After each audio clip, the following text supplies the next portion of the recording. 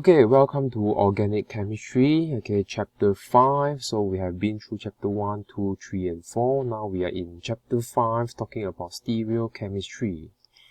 So these are the following objectives, okay. First is to able to differentiate between different type of isomers, okay. The isomers we have is constitutional isomers and stereoisomers.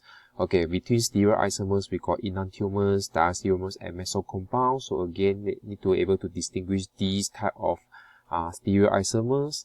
Then you are able to identify molecules possessing single or multiple chiral carbon atoms. And the last one is to understand the importance of molecule chirality to biological world. This is very true, especially for food environment as well, because for proteins we got different isomers, okay. Flavor compounds we got different isomers as well, and they have a different type of the flavor, okay. Okay, let's look at the first, okay. So these are the contents. Look at the first one. What are isomers? Okay. So what are isomers? Isomers are molecules with the same molecular formula containing the same number of each type of atoms. Okay, for example, if you got C4H12, okay, C4H10, okay, C4H10, okay, but with the same molecular, but the structure when you draw it out is different. Okay, so we can call it as isomers. So the keyword is here, same molecular formula. Okay, so isomers can be categorized into two types, constitutional isomers and stereoisomers. Okay, so I'm going to go through one by one here. So for constitutional isomers, they have the same molecular formula, but they have different order of attachment of their atoms. Whereas stereoisomers, okay, they have same order of the atom attachments, but a different orientation of their atom in space. Okay, so I'm going to elaborate more for these two. Yeah. Okay, let's look at the first one, constitutional isomers. Okay, they are isomers with the same molecular formula. Very important. Yeah, all isomers they have the same molecular formula, but in the case of our constitutional isomers, they have different order of atom attachment. So for this case, you can see from here the examples. These two, they are both C5H12. Okay, 1, 2, 3, 4, 5. So 3, 5, 7, 9, and 12. Okay, C5H12. Same goes to this. 1, 2, 3, 4, 5. 5 carbon.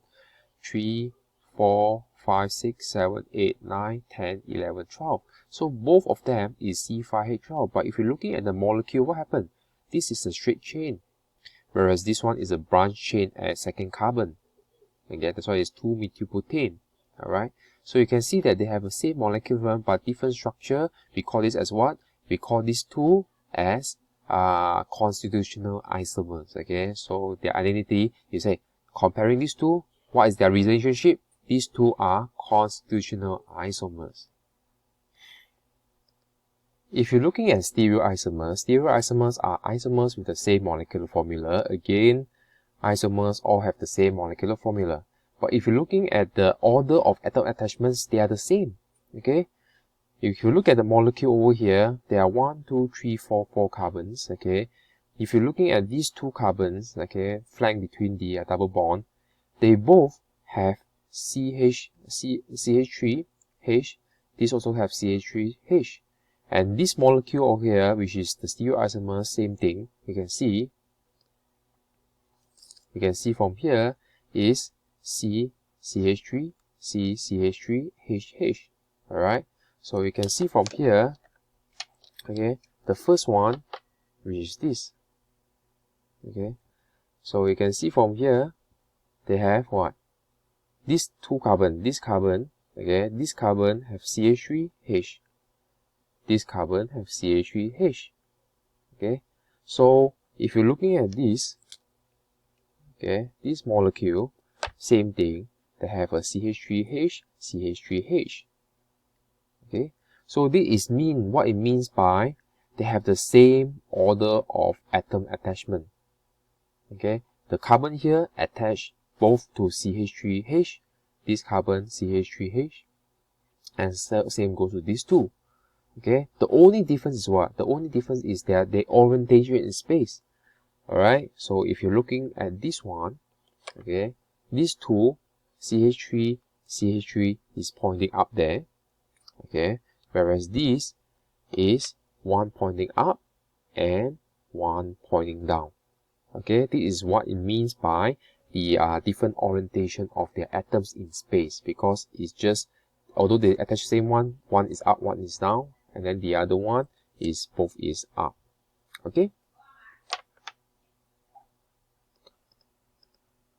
so now you should be able to distinguish between what is a constitutional isomers and stereoisomers. Okay, for stereoisomers, we can further break into two different types, enantiomers and diastereomers. Remember, stereoisomers are what? They have the same molecular formula, same atom attachment, but just different orientation in space.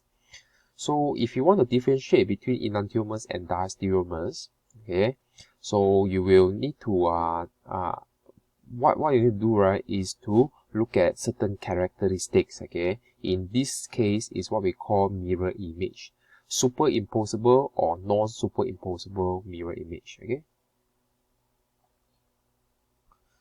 so just to elaborate further, yeah, for those confused regarding this, whenever we talk about isomers, we are always comparing two molecules.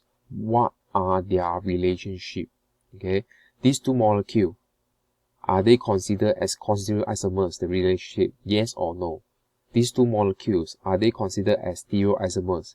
If they are stereoisomers, what type of stereoisomers are they? Are they enantiomers or are they diastereomers? Okay, so we always talk about what are their relationship between the two. Alright.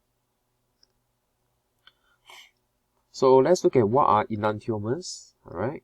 So if you are looking at enantiomers, before I go into what is enantiomers, but first you need to look at, okay, just a bit of information for you to understand how it's being represented over here, yeah. Okay, so if you're looking at this molecule over here, alright, so you can see the hydrogen over here, the hydrogen with the the line, okay, this is what we call behind the plane, okay, the plane which is pointing back to us. Whereas here you see the solid black the line, this is pointing towards you. These two is in plane. Okay, so if I have this molecule over here, can you see over here? Okay, so just say that this is hydrogen. Okay, this is hydrogen, and this one is a CH2 CH3. Yeah, just to imagine. Yeah, okay, imagine that this is the two. So what happened, right, is that you can see from here, okay, so you can see from here, this, okay, is pointing you now. Okay, so how you represent this is using line, whereas this, okay, pointing back, okay, you can see here, okay, pointing back to me. So this is what we call the behind the plane. Okay, and how you represent is to use the dot here. Whereas these two over here, you see the line without these two, this is what we call in plane. So if you put the paper over here, okay, if you put a paper over here, is aligned together with the paper. Okay, and you can see that this is in plane. The one in front towards you, okay, is called coming out of plane towards you, and the hydrogen is back behind the plane. Okay, so you can see from here is a different type. Yeah, okay, so here you can see it's between the plane, okay, aligned with it. So what in front here is called towards you, okay, represent a black one. The hydrogen which is going back, okay, is behind. Okay, so you can see from the side here. Alright. Okay. Alright. So you can see. Alright, this is the plane. Alright. So you can see here. Okay, so what are enantiomers? Enantiomers are non-superimposable mirror image. So when you got two of the molecules, so now again comparing the two molecules, what are their relationship? So if you got the two molecules over here, okay, if you are trying to compare, okay, so you got two molecules over here. If you're trying to compare, okay, so if you're trying to compare, they are actually mirror image. So if you put a mirror here, okay, you can actually see this molecule over here. Okay, so they are mirror image. Alright, so these are mirror image. Alright, so you can also use a mirror, put over here, okay, and draw exactly the image inside the mirror, and you will get this. Okay, so if you get that, these two, their relationship is mirror image. Alright, so what is the meaning of non-imposable is that you are trying to stack it. If you try to stack it, okay, you no matter what, you cannot stack it. You can see, if I try to stack it, what happened? See, this is green, this is red. This is green, this is red. Okay, there may be a problem here. You may not be able to see the green here because it's being censored out. Okay, let me just change because I got a green background behind.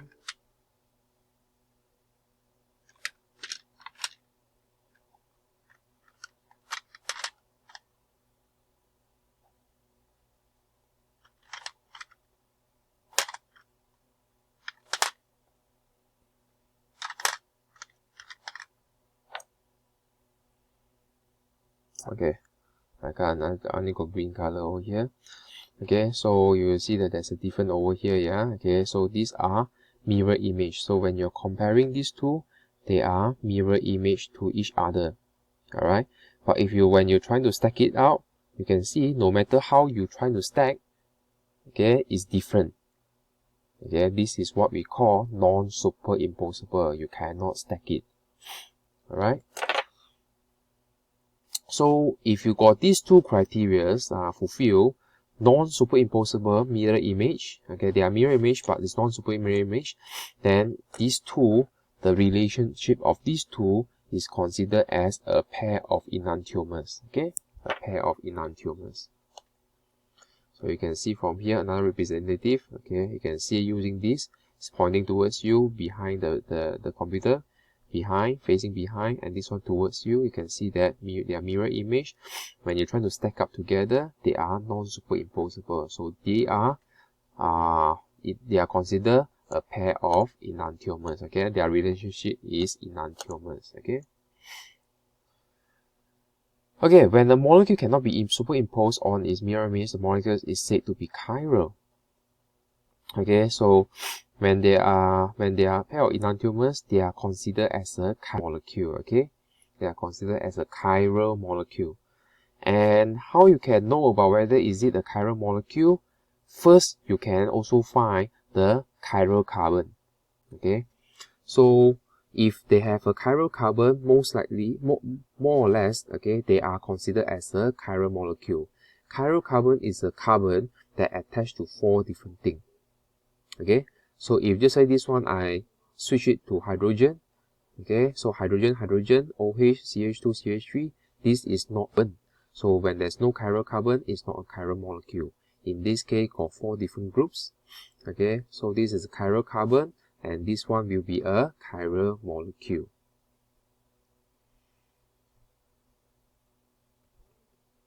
Okay, so you can try here yourself. Okay, so which of the compounds contains a chiral carbons? When you in the exam you come out in this kind of questions, so the best is for you to actually draw out each of these. So in this case, instead of drawing here, okay, you draw out, you expand it out. Okay, remember that.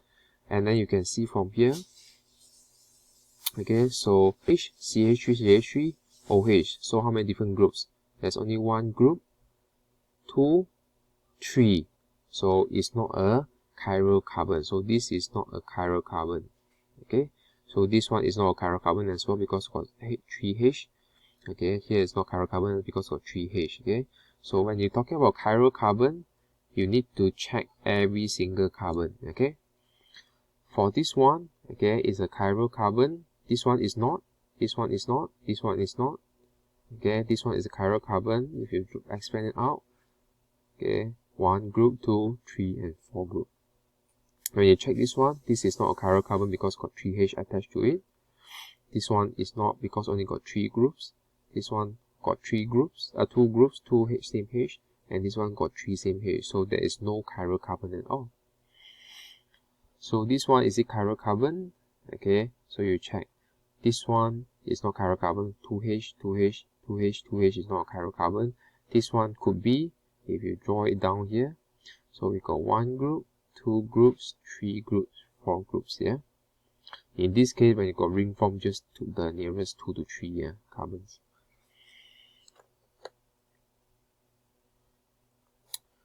Okay, the next one is now you know what is enantiomers. Okay, diastereomers is another type of stereoisomers. Alright, for diastereomers, they are not mirror image. In this case, you can see from here. Okay, these two, they are not mirror image. Okay, so how you can see from here, these two is pointing towards you, this one is pointing towards you, this one is pointing behind. So these two, if you put side by side, they are not mirror image at all. So when they are not mirror image, obviously there's no superimposables to be determined. Okay, in this case, these two are considered as a pair of diastereomers. Again, what are their relationship? These are diastereomers. Okay. Okay, so by now you should be able to know what are enantiomers. Okay, what are the diastereomers. Okay, the next is to look at the molecule with multiple chiral carbons. Just now, the example I gave you, there's only 1 chiral carbons. What if the molecule has multiple chiral carbons? So in this case, if you can see from here, okay, these are the stereoisomers. You can use these formulas here. Once you determine the number of chiral carbons, you can use this formula to determine how many possible stereoisomers can be formed.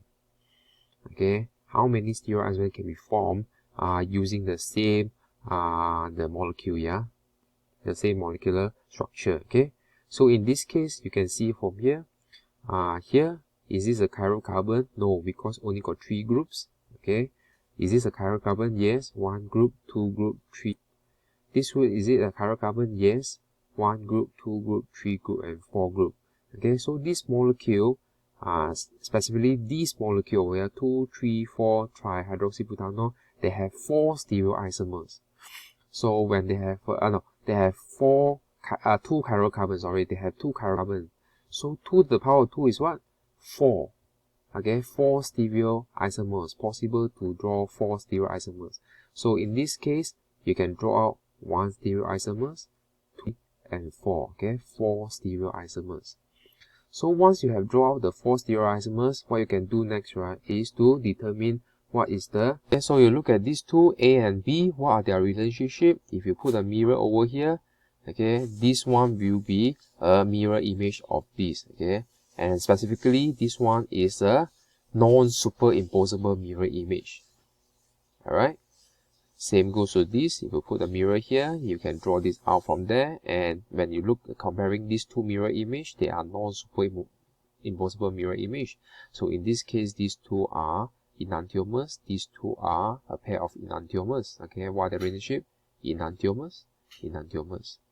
If you're comparing this and this, okay, they have the same molecular formula, same atom attachments, okay, but different orientation in space, and they are not mirror image. Okay, in this case, these two, they are diastereomers. Same with these two, same with these two, and same with these two. Okay, so AC, BC, AD, BD, they are considered as diastereomers. Okay, so in the exams, quite often I will test you on this. I give you this molecule, draw the enantiomers, so you draw this one out. Okay, or if I ask you what are these two relationship, you say that is enantiomers. Or I can ask you what are the relationship of these two molecules, then you tell me that is diastereomers.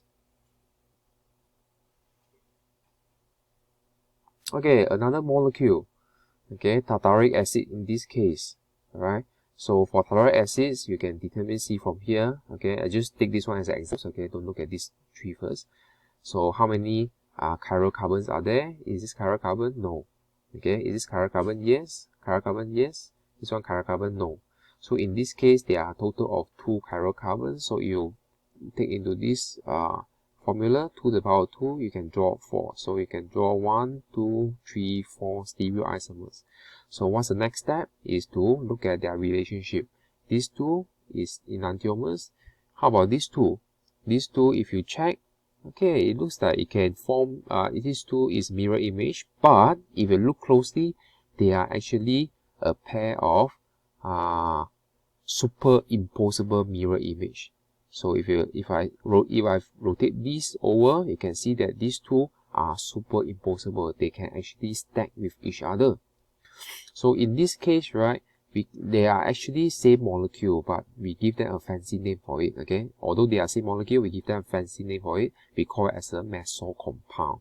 Okay, so relationship of this and this diastereomers, this and this diastereomers, this and this diastereomers, and this diastereomers. Okay, so why is these two considered as a meso compound? Okay, superimposable mirror image is because if you look at this, you can actually split this into two.